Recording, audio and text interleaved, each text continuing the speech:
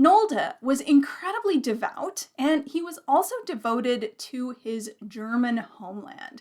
He even joined the Nazi Party in 1920. He thought that his religious paintings would hang in churches, but instead they ended up ridiculed in the Degenerate Art Show held by the Nazis in 1937. Hitler particularly hated expressionist art, as well as works of new objectivity, which we'll study soon. This documentary, Degenerate Art, the Nazis versus Expressionism, was produced in 1993, so it has certainly aged a bit, but it captures interviews with people who saw this exhibition in person, as well as with family members of the artists who witnessed what happened to them under the Nazi regime. I think this documentary brings up really interesting questions about the role of art and the dangers of censorship. Questions we'll continue to discuss in this course. For extra credit, view this documentary, which is just shy of an hour long, and submit the notes you take while watching it. Include your thoughts on why this material is important today. Another branch of German Expressionism was called Der Blaue Reiter, German for the Blue Rider, and focused on the spiritual in art.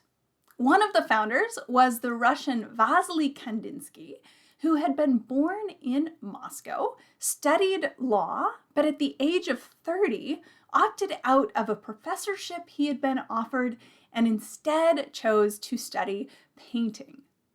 Here, we're looking at Sketch for Composition 2, which is the closest we've yet come in this course to non-objective or purely abstract painting.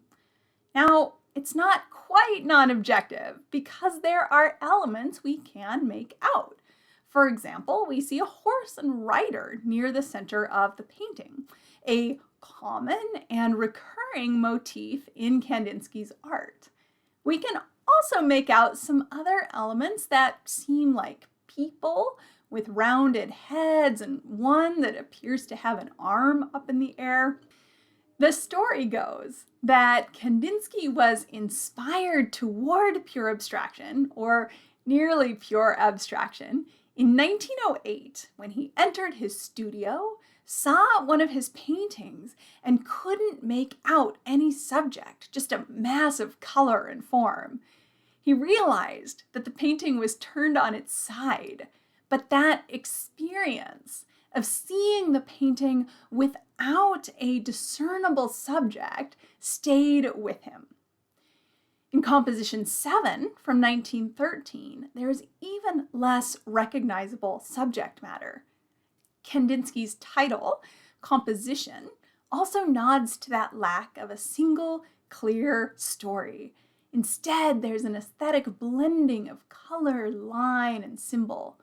As Dr. Charles Kramer and Dr. Kim Grant point out in the textbook, Kandinsky admired music's ability to, quote, stir inner emotion and spiritual states through abstract means by combinations and sequences of sound without attempting to imitate nature, end quote.